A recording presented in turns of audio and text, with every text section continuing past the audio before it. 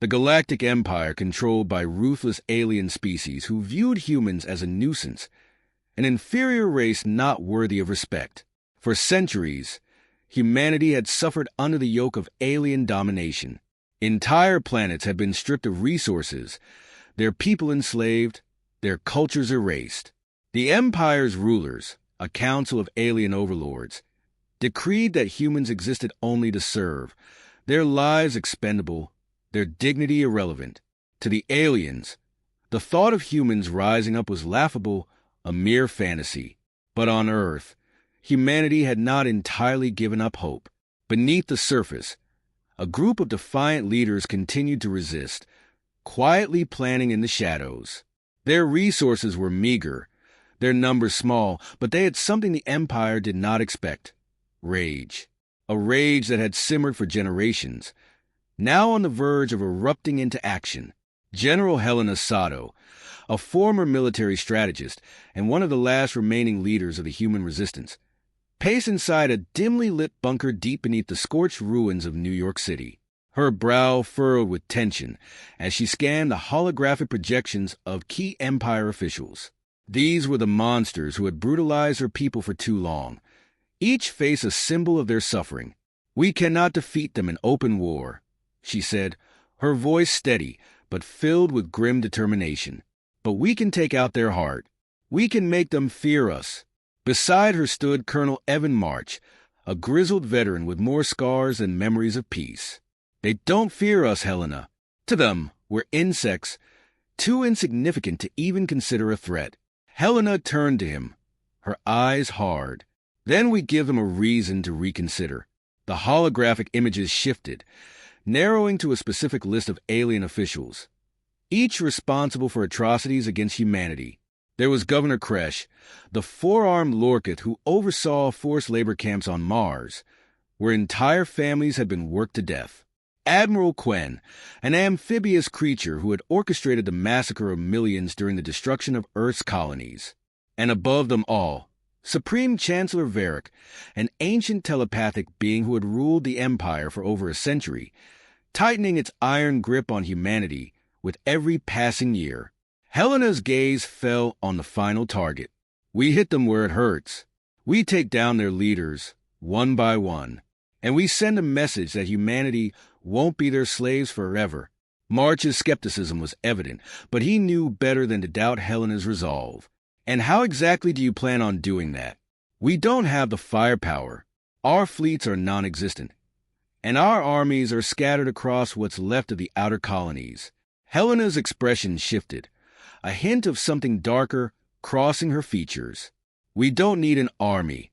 We need precision. We need him." March stiffened at the implication. He had heard rumors, whispers of a weapon hidden in the depths of the Resistance's operations, a weapon that wasn't a bomb or a fleet, but a person, a man trained from birth to be the perfect killer. He was known only by one title, the Hitman. "You can't be serious," March muttered. "That thing is a myth. No one's even seen him." "He exists," Helena said coldly, "and he's ready. This is what he was made for." The room fell silent as the weight of Helena's words settled in. There was no turning back from this. They were about to send a single man, a human assassin, against the most powerful beings in the galaxy. It was madness, but it was also the only plan that had a chance of success. The Empire's leadership was too vast and entrenched to be taken down through conventional means.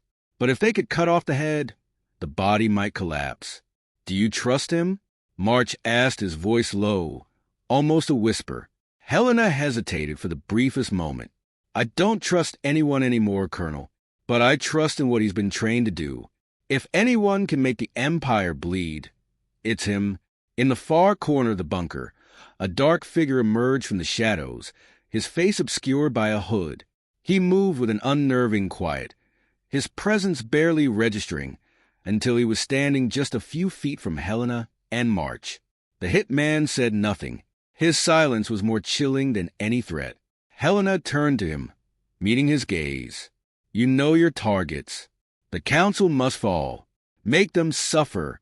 The Hitman nodded once, his expression unreadable.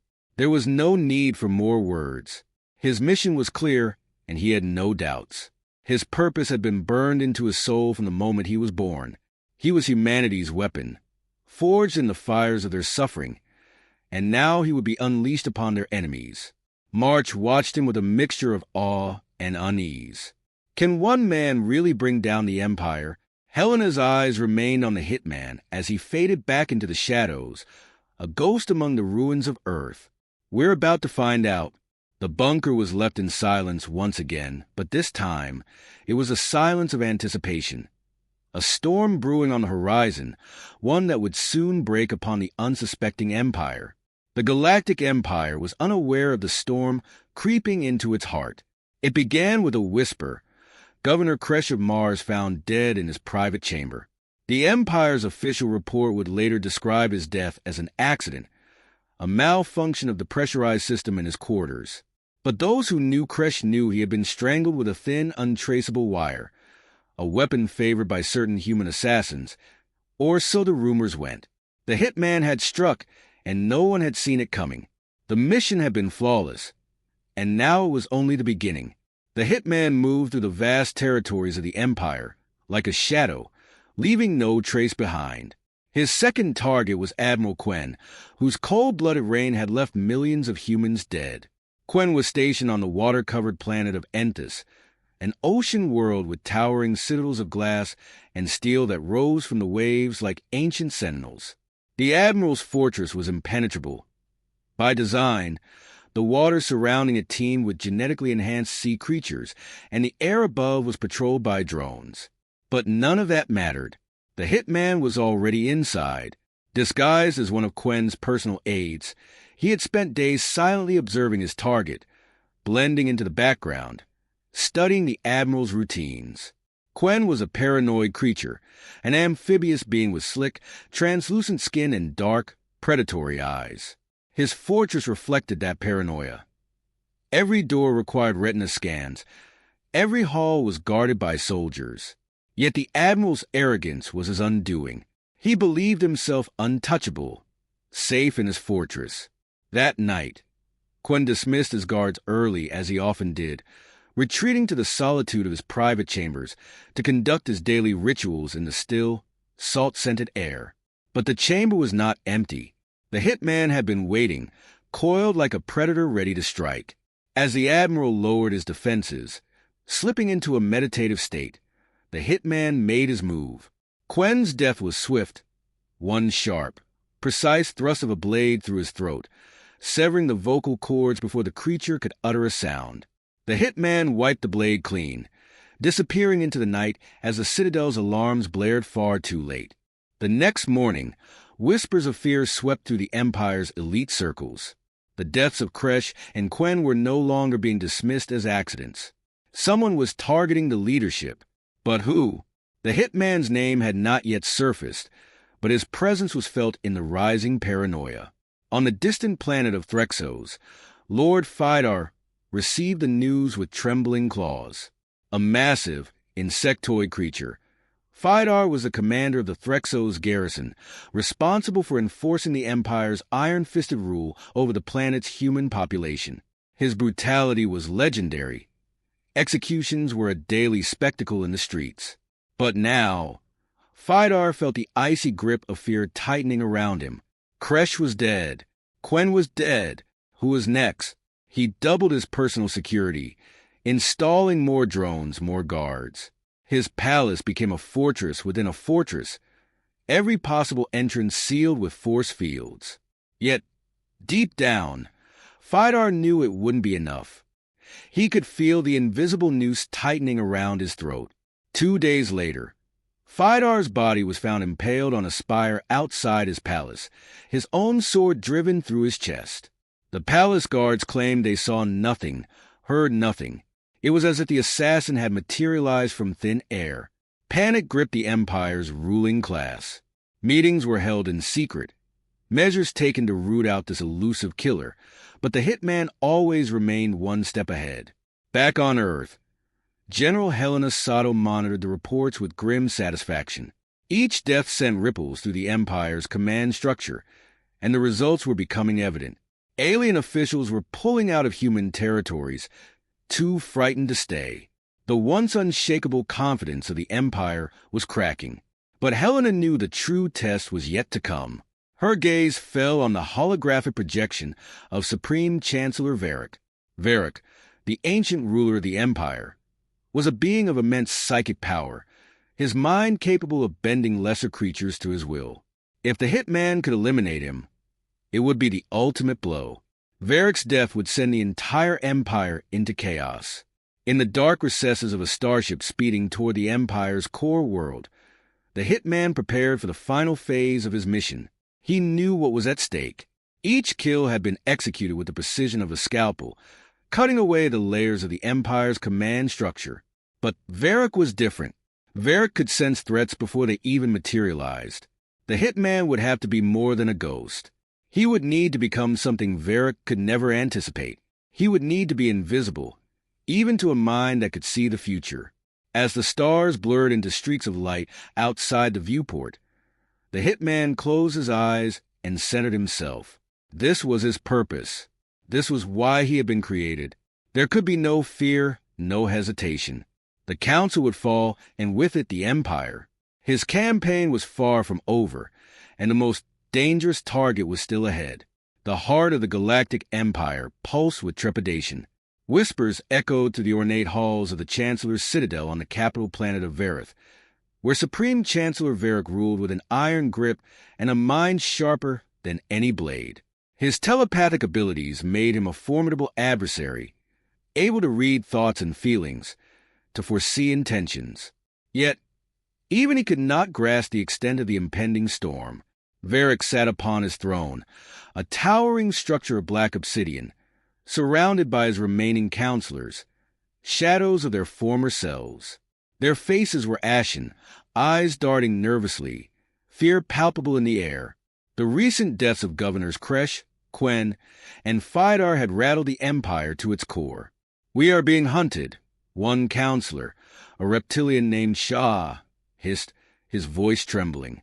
"We must take action. Increase security. Mobilize our forces." Varric waved a clawed hand dismissively, his gaze fixated on the shimmering stars beyond the Citadel's vast windows. The creature responsible for these deaths is not ordinary. He is a weapon of humanity, an entity forged from their desperation. We must not underestimate him. A cold silence fell, broken only by the rhythmic hum of the Citadel's life support systems. Deep within Varric's mind, a flicker of fear ignited. He had seen countless threats come and go, but this one was different. This assassin was not merely an opponent. He was a catalyst for revolution. Meanwhile, the Hitman approached the Citadel under the cover of darkness, his figure cloaked in a black fabric that absorbed the light around him. He had studied the layout meticulously, memorizing every corridor, every guard station. The time for subtlety was over. His previous kills had been warm-ups. This was the main event. As he crept through the shadows, the Hitman felt the electric charge of anticipation coursing through his veins. Varric had become a symbol of humanity's oppression, and he would not leave the Citadel alive. The fate of his people rested on his shoulders, but the weight only fueled his determination. He bypassed security with effortless grace, slipping through air ducts and hidden passages, his heart steady and mind clear. He reached Varric's chamber, a large, circular room with walls lined in shimmering crystals. The ambience was serene, almost mocking, given the chaos outside. In the center of the room stood Varric, his back turned to the Hitman, eyes closed as he delved into the depths of his own consciousness. For a brief moment, the Hitman hesitated, sensing the Chancellor's immense psychic presence. It felt like an invisible wall, but he had not come this far to falter now. With a surge of adrenaline, the Hitman lunged, emerging from the shadows like a wraith. Varric opened his eyes, and their piercing gaze locked onto the assassin. Time seemed to slow as Varric reached for his mental defenses, but the Hitman was quicker. With practiced precision, he thrust a blade toward the Chancellor, aiming for a vulnerable spot. But Varric was not caught off guard. He deflected the blow with a psychic barrier, causing the Hitman to stumble back. You dare to challenge me? Varric's voice boomed, reverberating with power. You are nothing but a fleeting shadow. The hitman regained his balance and leaped again, attacking with ferocity. He twisted and turned, exploiting every opening, but Varric countered each move with a surge of telepathic energy, pushing the hitman back, making him feel as though he was fighting against the weight of a collapsing star. Feel the futility of your actions. Varric taunted, his confidence growing. The Chancellor's power surged, a wave of energy that threatened to consume the hitman whole. But with each passing moment, the hitman sensed a weakness, a flicker of uncertainty in Varric's thoughts. Drawing from deep within himself, the hitman recalled the faces of those he had lost, the countless humans crushed under the Empire's boot. With their memories fueling his resolve, he pushed through the mental resistance, refusing to let despair take hold. Varric unleashed another psychic attack, but this time, the hitman met it head-on. He redirected the energy, using it to propel himself forward with renewed vigor. The two forces clashed violently, sending shockwaves through the chamber. In a final surge of desperation, the hitman feigned a strike to the left before pivoting to the right, catching Varric off guard. With lethal intent, he plunged the blade into the Chancellor's side, piercing through the scales that were supposed to protect him. Varric let out a strangled gasp, shock widening his eyes as he staggered back, disbelief etched across his features. You cannot. But the hitman silenced him with a swift, merciless twist of the blade, severing the connection between Varric and his council, leaving the Empire vulnerable. The Chancellor fell to the floor, the light in his eyes fading as the life force drained from him. The oppressive weight of the Empire began to lift, replaced by a flicker of hope that ignited within the hearts of the oppressed. The hitman stepped back, breathing heavily, as the echoes of victory filled the chamber. He had achieved the impossible. He had struck at the heart of the Empire and won. Yet, he knew this was not the end. With Varric's death, chaos would reign, and humanity would seize the opportunity to rise. As the alarms blared throughout the Citadel, signaling the breach, the hitman slipped back into the shadows. He was not just a harbinger of death. He was a symbol of humanity's vengeance and the dawn of a new era. The fight was far from over, but today marked the first step toward reclaiming their freedom. The assassin vanished into the night, a ghost among the stars, as the future of humanity unfolded in his wake. The Empire had been dealt a crippling blow, but the rebellion had only just begun.